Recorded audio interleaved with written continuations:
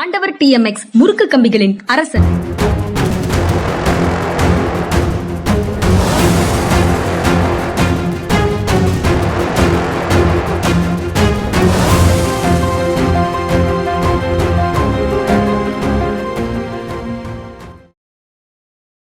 வணக்கம். இது மனிதா மனிதா சார். வணக்கம் சார். வணக்கம்ங்க. வணக்கம். திருப்பூர்ல நேற்று இந்தியா கூட்டணி சார்பாக, திமுக கூட்டணி சார்பாக ஒரு ஆர்ப்பாட்டம் நடந்திருக்குது. திருப்பூர் நிலையை சொல்லி சென்னையிலேயும் ஆர்ப்பாட்டம் நடந்திருக்குது. அதுல முதலமைச்சர் மட்டும் இல்ல, பேசியவர்கள் எல்லாருமே குஜராத்ல சில எண்ணெய் சுத்திகரிப்பு ஆலைகளுக்காக ஆயிரக்கணக்கான வேலை வாய்ப்புகளை உருவாக்கக்கூடிய ஏற்றுமதி தொழில்களை நலிய வச்சிருக்கிறீங்க, பரிதவிக்க வச்சிருக்கிறீங்க. நீங்க உண்மையிலேயே விஸ்வகுரு தானே? அப்போ அமெரிக்காவோட பேச்சுவார்த்தையை நடத்தி அந்த 50% வரி விதிப்பை குறைக்கிறதுக்கு முயற்சி செய்யுங்க அப்படின்னு முதலமைச்சர் சொல்லியிருக்கிறாரு. எப்படி பார்க்கிறீங்க சார்? முதலமைச்சர் பெருந்தன்மையானவர், அவரை விஸ்வகுருன்னு சொல்லியிருக்காரு பிரைம் மினிஸ்டர். ஏன்னா இது வரைக்கும் அவரை விஸ்வகுருன்னு சொல்லி அவருடைய கட்சிக்காரங்க மட்டும்தான் சொல்லிட்டு இருந்தாங்க. வெளிநாட்டில் யாருமே சொல்லலை. இதுவரை தனக்கான முதலமைச்சர் சொல்லியிருக்கார். அப்படி சொல்லியிருப்பதனால் அதற்கு தகுந்தாற்போல் நீங்கள் நடந்து கொள்ளுங்கள், அமெரிக்க அதிபருடன் நீங்கள் பேச்சுவார்த்தை நடத்துங்கள் அப்படின்னு சொல்லி உங்களுடைய நண்பர் அதில் பாயிண்ட் அவுட் பண்ணியிருக்காரு. இப்போ இந்த பின்னல் ஆடைன்னு சொல்லுவாங்க திருப்பூரில் இதில் காட்டன் தான் ப்ரொக்யூர் பண்ணுறாங்க குஜராத்தில். அதனால் அவங்களுக்கு இந்த டெக்ஸ்டைல் விஷயத்தில் ரொம்ப நஷ்டம் ஏற்படாது குஜராத் மாநிலத்துக்கு.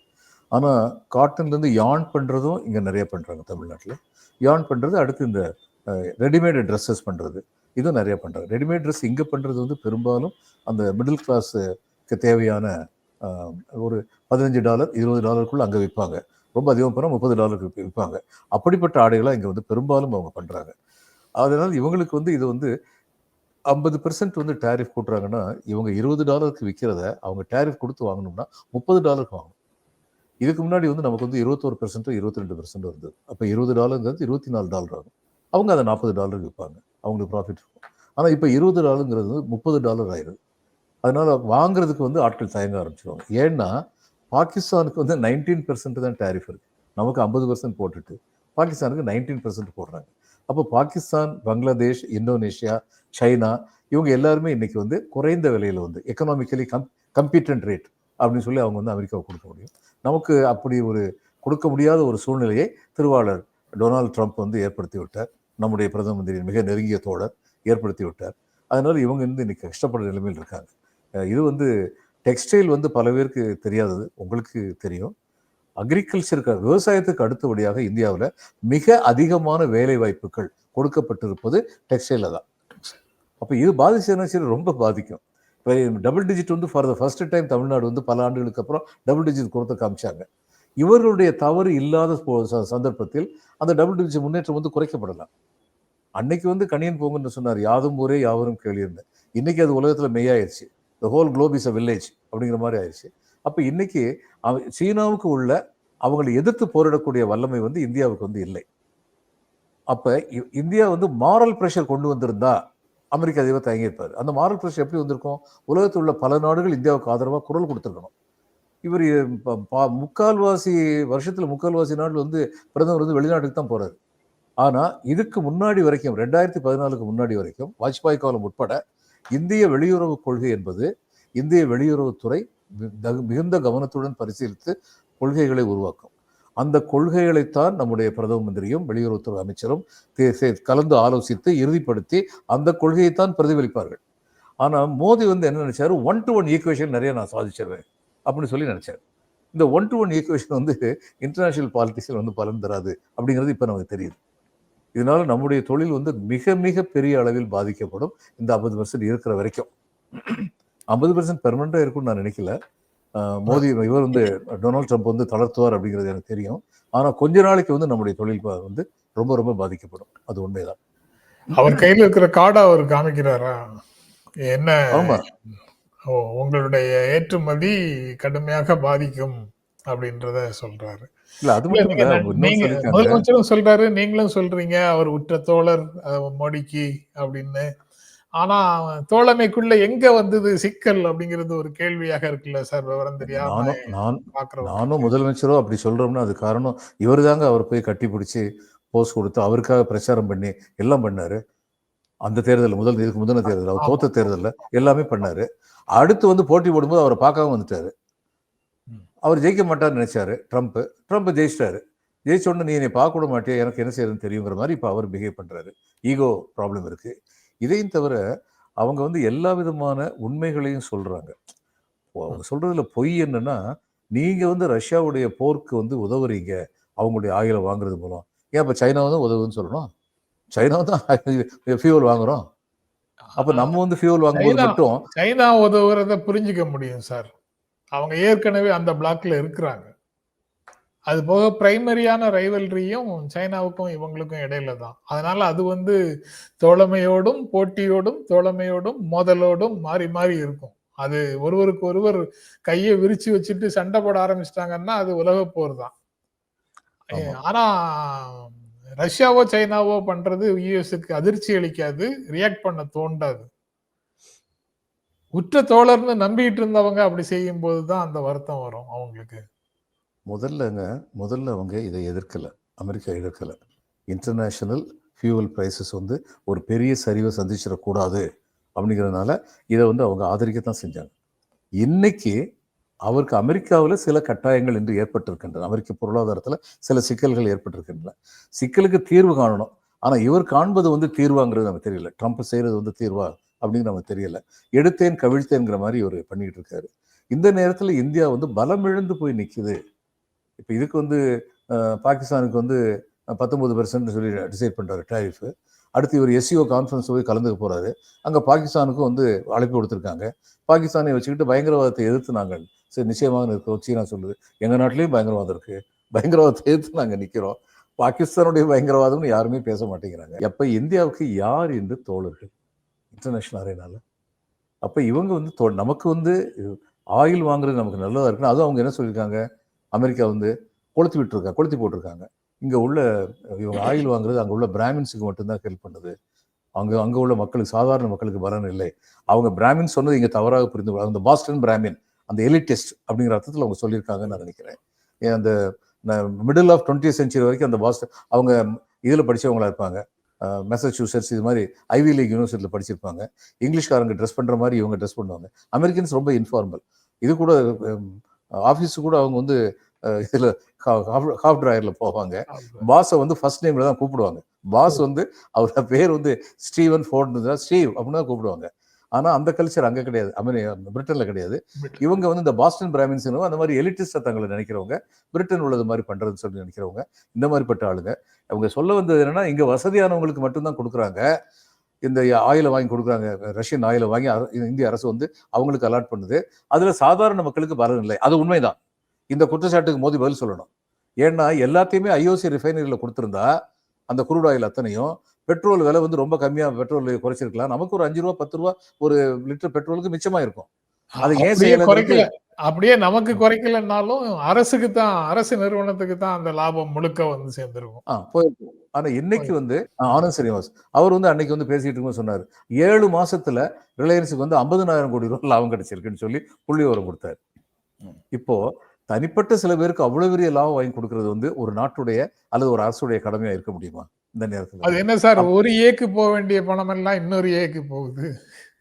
அங்க என்ன பாலிடிக்ஸ் இருக்கு தெரியலையே. நான் உங்ககிட்ட இருந்து நிறைய பாடம் படிக்கணும். ஏன்னு சொல்லி தப்பிச்சிட்டீங்க, அதனால நானும் அந்த பாடம் எல்லாம் படிச்சுக்கணும்.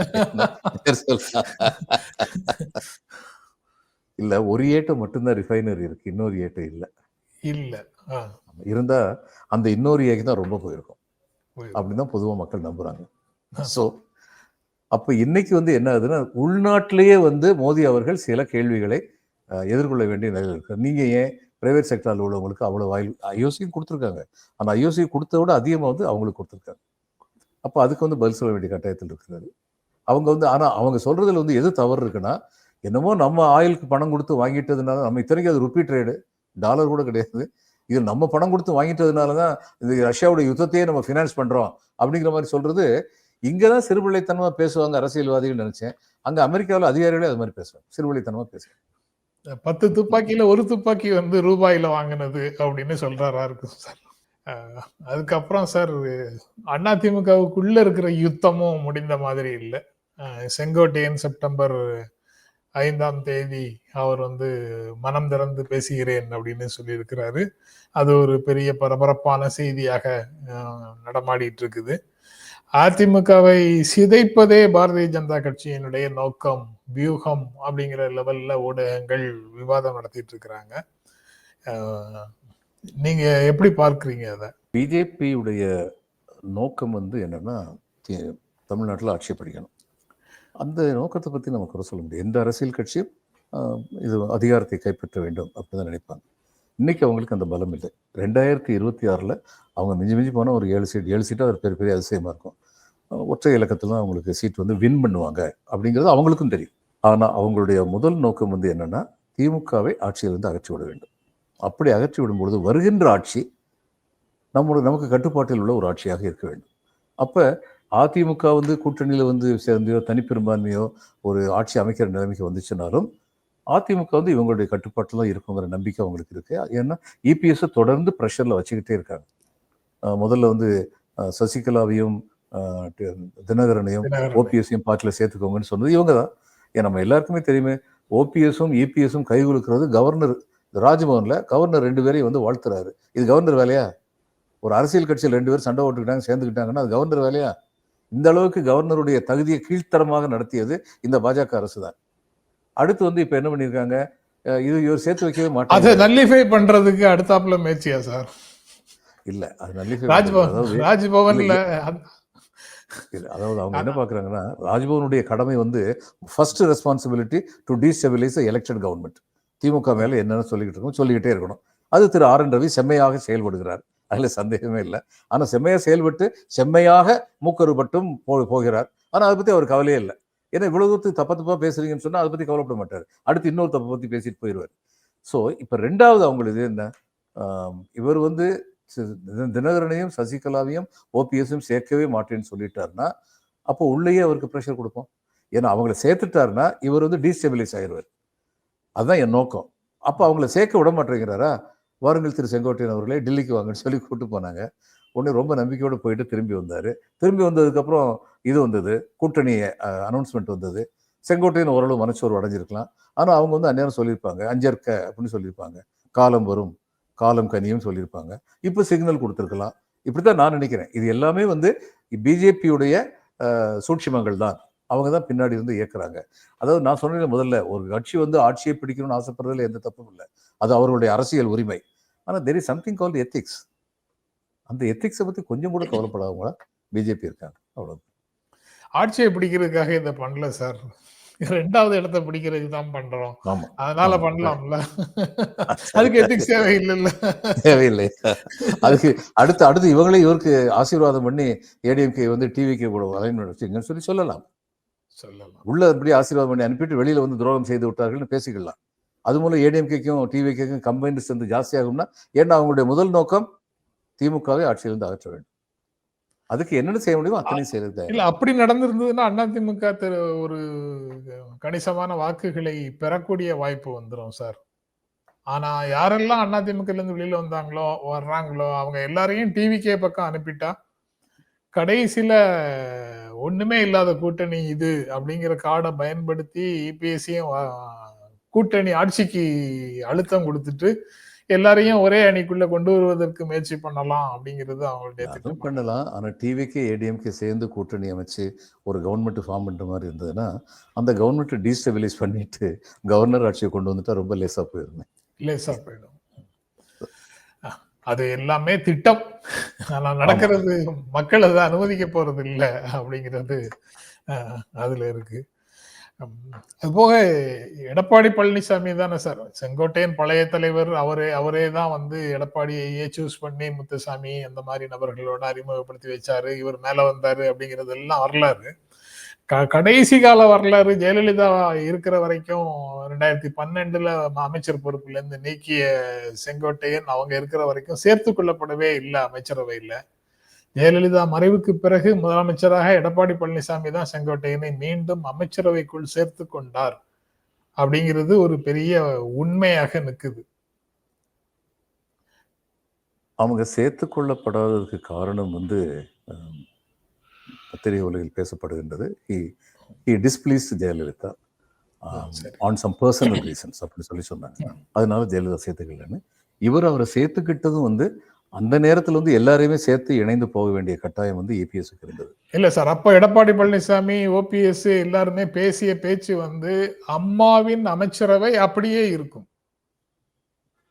அப்படிதான் அம்மா பேசினாங்க. இல்லாம அம்மா இல்லாம அம்மாவின் அமைச்சரவை அப்படியே இருக்கும் அப்படின்னு சொன்னாங்க. ஆனா அம்மா நீக்கிய செங்கோட்டையனை மட்டும் உள்ள சேர்த்துக்கிட்டாங்க. இல்ல அப்படியே இருக்கும்னா ஓபிஎஸ் தான் முதல்வர் இருந்திருக்கணும். அதுதான் அம்மா ஆசைப்பட்டது. பேசுனதானே பேசுனாங்க. செயல் வந்து வேற மாதிரி தான் இருந்தது. அப்படி வேற மாதிரி செயல் இருக்கும்போது செங்கோட்டையனை சேர்த்துக்கிறதுல என்ன கஷ்டம் இருக்கு? கடைசியில பார்த்தா தீர்க்கதரிசி வந்து கவுண்டமணி தான் தெரியுது. அரசியல் வாழ்வில் இதெல்லாம் சகஜமப்பான்னு அன்னைக்கே சொல்லிட்டு போயிட்டாரு. அது தவிர உச்ச நீதிமன்றத்திலையும் ஆளுநர் கேஸ், அதாவது அந்த குடியரசுத் தலைவர் விளக்கம் கேட்ட கேஸ்ல தொடர்ந்து உரையாடல்கள், விவாதங்கள், விசாரணைகள் நடந்துகிட்டே இருக்கு சார். அதுலயும் தமிழ்நாடு அரசு தொடர்ந்து வேற வேற செய்திகளை சொல்லிக்கிட்டே இருக்கிறாங்க. அது இந்த மாதிரி விஷயங்கள்ல அது ஒருவேளை கவனம் பெறாமல் போகிறது அப்படின்னு எல்லாருக்கும் தெரிஞ்ச ஸ்டாண்டு தாங்கிறதுனால அது கூடுதல் முக்கியத்துவம் பெறவில்லையான்னு சந்தேகமா இருக்கு. கவர்னர் வந்து சூப்பர் முதலமைச்சராக நினைத்து செயல்பட முடியாது அப்படின்னு சுப்ரீம் கோர்ட்ல தமிழ்நாடு அரசு வாதத்தை முன் வச்சிருக்குது. மசோதாக்களை சட்டப்பேரவை நிறைவேற்றி அனுப்புனா அதை உயிரற்றதாக நான் ஒப்புதல் கொடுக்கலன்னா அது காலாவதி ஆயிடுச்சுன்னு அர்த்தம் அப்படின்னு வேறு தொனியில பேசிட்டு போக கவர்னருக்கு அதிகாரம் இல்லை அப்படின்னு தமிழ்நாடு அரசு உச்ச நீதிமன்றத்துல தன்னுடைய ஸ்டாண்ட சொல்லியிருக்கிறாங்க. ஸ்டாண்ட் எல்லாருக்கும் தெரிந்ததுதான், பல முறை பேசியதுதான். ஆனா இப்போது ஒன்றிய அரசோட இந்த மாதிரி நீதிமன்ற போராட்டங்களையும் தமிழ்நாடு அரசு நடத்திக்கிட்டே இருக்க வேண்டியது இருக்கு. ஆமா, அது ரொம்ப துரதிருஷ்டவசமானது. அப்படிப்பட்ட ஒரு நிலைமைக்கு வந்து ஒரு மாநில அரசு கொண்டு வருது. எதுக்கெடுத்தாலும் கேஸ் போடணும், எங்களுக்கு எல்லா உரிமையும் இருக்கிற விஷயத்துலையும் கேஸ் போட்டு தான் எங்களுக்கு நியாயம் கிடைக்கும் அப்படிங்கிற நிலைமை கொண்டு வருது வந்து இது என்ன கூட்டாட்சியை வலுப்பெற வைக்க வேண்டும் அப்படின்னு குடியரசு துணைத் தலைவராக போட்டியிடுறவர் சொல்றாரு சார். அவரை ஒரு தீவிரவாத கோட்பாட்டை ஆதரிக்கிறவர்னு யாராவது சொன்னா அவங்க மேல சூவ மட்டும் நீதிமன்றம் ஏதாவது தலையிட்டு செய்ய முடியுமாங்கிற கேள்வியையும் அரசியல் களத்துல எழுப்புறாங்க. உச்ச நீதிமன்றம் அந்த மாதிரி ஏதாவது செய்யுமா, தன்னுடைய பழைய நீதிபதியை இப்படி சார்ஜ் வைக்கிறது? சோ மட்டும் செய்ய முடியும், ஆனா பல விஷயங்கள் செய்யறது இல்லையே. செய்ய முடியும். ஏன்னா அவர் வந்து உச்ச நீதிமன்றத்துடைய ஒரு தீர்ப்பை வந்து கேவலப்படுத்தி பேசுறாரு உள்துறை அமைச்சர். அதை ஒரு தனிப்பட்ட நீதிபதியுடைய தீர்ப்பை வந்து திருச்சி பேசுறாரு. அந்த தீர்ப்புல இல்லாத விஷயங்களை சொல்லி இவர் வந்து நக்சலைட் மூவ்மெண்ட்டை வந்து கர்டில் பண்றதை இவர் கெடுத்தாரு அப்படின்னு சொல்றாரு. இத்தனை தப்பு பண்றாரு இந்த நாட்டுடைய உள்துறை அமைச்சர். சரி, இதுல வந்து போன எலெக்ஷன்ல வந்து இந்த நாட்டுடைய பிரதம மந்திரி சொன்னாரு, உங்ககிட்ட 2 பசுமாடு இருந்தா ஒரு பசுமாடை இந்த நாட்டுக்கு சட்டவிரோதம் இந்த நாட்டுக்குள்ள வந்தாங்கல்ல அவங்களுக்கு காங்கிரஸ் கட்சி தூக்கி எடுத்துருன்னு சொன்னாரு. அந்நேரமே வந்து என்ன நடந்தது? அந்த பேச்சு, மேடைகள்ல பேசுற பேச்சினுடைய விளைவும் வந்து செய்திகள் ஆகிட்டு இருக்குது சார். எல்லாருமே வந்து தேஜஸ்வி யாதவ், ராகுல் காந்தி வர்றதுக்கு முன்னால அங்க பீகார்ல ஒரு மேடையில பிரதமருடைய தாயாரை இழிவாக ஒரு காங்கிரஸ் பிரமுகர் பேசினார் அப்படின்னு அதுக்கு எதிராக ஒரு 5 மணி நேர பந்த் எல்லாம் வந்து பீகார்ல நடத்துறதுக்கு கால் கொடுத்திருக்கிறாங்க. மகுவா மைத்ரா அது தொடர்பாக சில கருத்துக்களை இப்ப இதுல எக்ஸ்ல போட்டிருக்கிறாங்க. தீதி ஓ தீதி அப்படின்னு தெருவில் பேசுவது போல பேசியவர் பிரதமர். அப்புறம் ஜெர்சி பசு அப்படின்னு சோனியா காந்திய ரொம்ப இழிவுபடுத்தி பேசியதும் அவரே தான். 50 கோடி ரூபாய் கேர்ள் ஃப்ரெண்டு அப்படின்னு சசி தரூருடைய ஃப்ரெண்ட பேசியதும் அவர் தான். இப்படி பல்வேறு செய்திகளை அந்த மாதிரி பேசல. இப்போ வந்து நியாயமா பேசியிருக்காரு, ஓரளவுக்கு கரெக்டா பேசியிருக்காருன்னு அவங்க ஒரு ட்வீட் போட்டிருக்காங்க. ஆனா மற்றவங்க எல்லாரும் அதை கண்டிக்கிறாங்க. ஆமா, அந்த தேர்தல் நடந்தபோது, மாநில தேர்தல் நடந்தபோது ஹவுரா அப்படிங்கிற ஒரு மாவட்டம் இருக்கு. அந்த ஹவுராவில் உள்ள ஒலிபேரியான்னு ஒரு சப்டிவிஷன் இருக்கு. அந்த ஒலிபேரியாவில் வச்சு தான் அவர் பேசினார். அடுத்த நிமிஷமே நான் நேரம் பெங்களூர்ல இருந்தேன். இவர் என்ன பண்ணாரு, இவங்களை மம்தா பானர்ஜி தீதி ஓ தீதி அப்படின்னாரு. இது நம்ம தமிழில் டிரான்ஸ்லேட் பண்ணுறோன்னா எக்கோ எக்கோ அப்படின்னு சொல்லி பேசுகிற மாதிரி இருக்கும். தெருவில் உள்ளவங்க பேசுகிற மாதிரி, கீழ்த்தரமான ஆட்கள் பேசுகிற மாதிரி பிரதம மந்திரி பேசின போது அன்னைக்கு நான் சொன்னேன், இந்த ஒரு வார்த்தையினால மம்தா பானர்ஜிக்கு 30 லட்சம் ஓட்டு பெங்கால் பூரா ஜாஸ்தியாக விடும். ஏன்னா பெங்காலிகள் வந்து பெண்களை மதிப்பவர்கள்.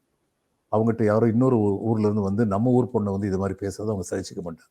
அதனால அந்த எலெக்ஷனில் வந்து 2/3 மெஜாரிட்டி மம்தா பானர்ஜி வந்து கிடைச்சதுக்கு காரணம் பிஜேபியும் பிரதம மந்திரியும் தான். இவங்க பேசின பேச்சினால தான் நியூட்ரலாக இருந்த எல்லாருமே வந்து மம்தா பானர்ஜிக்கு வந்து ஓட்டு போட்டாங்க. அதனால பிரதம மந்திரிட்ட அப்படி ஒன்றும் ரொம்ப பண்பான பேச்சு ரொம்ப நாள் இருந்தது இல்லை.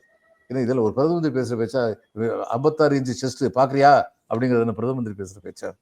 என்ன ஏற்கனவே நீங்க பேசிட்டு இருந்ததுதான் சார், அந்த பழைய முதல்ல பேசிட்டு இருந்த செய்தி தான். இந்த டாரிஃப் விஷயமாக தோழமையோடு இருந்த டொனால்டு ட்ரம்ப்பை விட்டுட்டு புதிதாக ஷி பிங்க் இவர் ரஷ்ய புதின் இவங்க எல்லாரோடையும் ஒரு நட்புறவு, அது பெரிய ஸ்ட்ராட்டஜி, அவருடைய ஸ்ட்ராட்டஜி, இந்திய பிரதமருடைய ஸ்ட்ராட்டஜி அப்படின்னு இப்ப புதுசா சொல்றாங்க சார். இவரோட இருக்கும்போது யாருமே நெருங்க முடியாது, அமெரிக்காவே நம்ம பாக்கெட்லன்னு பேசினாங்க. இப்போ வந்து இங்க அவங்க 2 பேருக்கும் நடுவுல இவர் போய் உட்கார்ந்து பேசிட்டு இருக்கிறதே வந்து பெரிய ஸ்ட்ராட்டஜி, பெரிய அக்செப்டன்ஸ், இந்தியாவுக்கு உரிய மரியாதையை காப்பாற்றினார்னு சொல்றாங்க. என்ன செய்தாலும் அதை ஆகா ஓகோன்னு சொல்ற மாதிரி இருக்காங்க. சீனாவோட பிரச்சனை பண்ணுனா அதுக்கும் பாராட்டு, சீனாவோட தோழமை கொண்டால் அதுக்கும் பாராட்டு. இதை எப்படி புரிந்து கொள்வார்கள் சாதாரணமாக மக்கள்? இல்லை, இந்த பக்த் அப்படின்னா பிஜேபியோட தீவிர தொண்டர் பிஜேபியோட ஐடி விங்க்கு எழுதுற மாதிரி ஒரு கடிதம் சும்மா கலட்டா பண்ணி எழுதியிருக்காங்க. அவர் சொல்றாரு, அமெரிக்கா வந்து நமக்கு உற்ற தோழன்னு சொல்லி சொன்னீங்க, நாங்கள் உடனடியே அமெரிக்கன் ஃப்ளாகை இந்தியன் ஃப்ளாகோட வச்சு எல்லாத்தையும் பொதுமக்கள்கிட்ட போய் பேசணும். அதுக்கப்புறம் இல்லை ட்ரம்ப் சரியில்லைன்னு சொன்னீங்க. இப்போ நான் என்ன பண்ணுறது, அப்போ அந்த கொடியை வாங்கிக்கிறேன்னு சொல்லிட்டு கொடியை எடுத்துகிட்டு வந்துட்டோம். அதுக்கப்புறம் வந்து சீனா வந்து பாகிஸ்தானை சப்போர்ட் பண்ணாங்களாக்கும், அவங்க நம்ம பரம விரோதியாக்குன்னு சொன்னீங்க.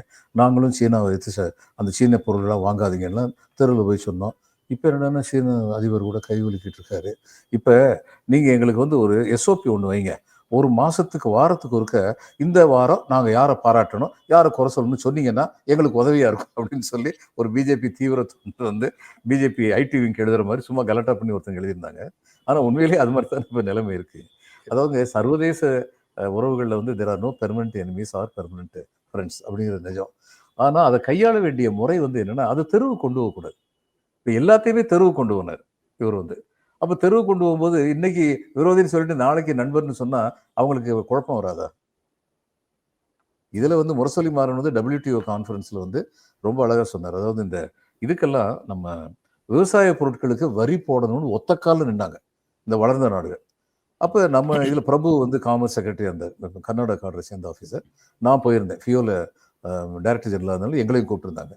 அப்போ நாங்கள் எல்லாருமே சேர்ந்து சொன்னோம், இவர்கிட்ட வந்து சொன்னோம், சார் நம்ம வந்து தேர்ட் வேர்ல்டு கண்ட்ரிஸ் கூட இருக்கோம், அவங்க கூட ஆஃப்ரிக்கா, சவுத் அமெரிக்கா, இவங்க கூட நம்ம சேர்ந்து நம்ம போரிடணும். Murasoli Maran was a very brilliant minister. அது நேரில் பார்க்கும்போது தான் தெரியும். ரொம்ப அமைதியாக. தோஹால முன்னாடி இது வந்து இதில் அமெரிக்காவில் சியாட்டில் நினைக்கிறேன்.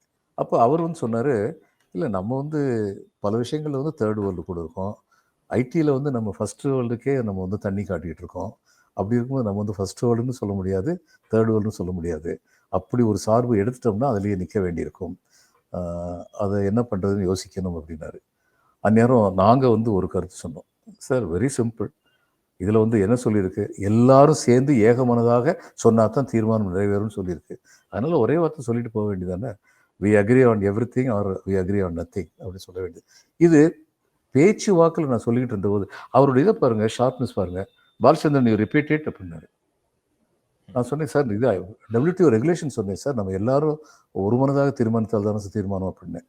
மறுநாள் வந்து நியூயார்க் டைம்ஸ்லேருந்து ஆரம்பிச்சு எல்லா நியூஸ் பேப்பர்லையும் India says we agree on everything or we agree on nothing, அவருடைய ஸ்டேட்மெண்ட் 2 வரி கொடுத்து அவங்கள பண்ணி வச்சுட்டு, அதனால நம்முடைய விவசாயம் தப்பிச்சது அந்த நேரத்தில். அதுக்கு அவர் என்ன பண்ணாரு, காமர்ஸ் மினிஸ்டர் இருந்தபோது அவரை மட்டும் தோத்து போச்சுன்னா அவரை மட்டும் பொறுப்பாக்கிடுவாங்க. அவர் வந்து பிரைம் மினிஸ்டருடைய செக்ரட்டரியை கூப்பிட்டாரு, என்கே சிங். என்கே சிங் வந்தாரு. எதிர்க்கட்சி தலைவரா இருந்த மத்திய பிரதேசில் சிஎம் இருந்தார்ல, சௌஹான்ல காங்கிரஸ் சிஎம் இருந்தார்ல, கமல்நாத் தானே, கமல்நாத் அவரையும் கூப்பிட்டாரு. ஆமா, அவரையும் கூப்பிட்டாரு. கூப்பிட்டு அவங்க 3 பேரும் 2 பேரும் உட்கார வச்சு பேசினாரு. பேசிட்டு இந்த முடிவு எடுக்கலாம்னு நினைக்கிறேன். No, the brilliance was, it was not Commerce Minister's decision. It was not Indian government's decision. It was India's decision. ஏன்னா அப்போசிஷன் பார்ட்டி லீடரும் கூப்பிட்டிருக்காரு, அவர் கூட பேசியிருக்காரு. பேசி இந்தியாவின் தீர்மானமாக அதை வந்து உலகத்துக்கு வந்து சொன்னார் முரசொலி மாறன் வந்து. This is what is diplomacy. இப்படித்தான் இருக்கணும் டிப்ளமசி. நீங்க சொல்றீங்க சார் அப்படி. ஆனா மாநில கட்சிகளுக்கு வந்து தேசிய பார்வை கிடையாது, மாநில கட்சிகளுக்கு எதுவுமே தெரியாது, எங்களுக்கு தான் எல்லாம் தெரியும் அப்படின்னு தினந்தோறும் நம்ம பார்த்துட்டு இருக்கிறோமா யாராவது பேசுறத சொல்றாங்க. ஆனா அருண்ஜேட்லி வந்து என்ன சொல்ற, அடுத்த மாநாடு தோஹாவில் நடந்தது. அருண்ஜேட்லி முரசொலி மாறனுக்கு கொடுத்த புகழாரம் என்னன்னா, அர்ஜுனனின் மகன் அபிமன்யு போல் தன்னந்தனியாக நின்று திரு முரசொலி மாறன் அவர்கள் போரிட்டார், உலக வல்லரசுகளை எதிர்த்து நின்று போரிட்டார். அபிமன்யு இறந்தான், ஆனால் இந்த அபிமன்யு உயிரோடு நின்று அத்தனை பேரையும் தோற்கடித்தார் அப்படின்னு சொல்றேன். இதுதான் உண்மை. ஓகே சார், நாளைக்கு தொடர்ந்து பேசுவோம் சார். ரொம்ப நன்றி. வணக்கம்.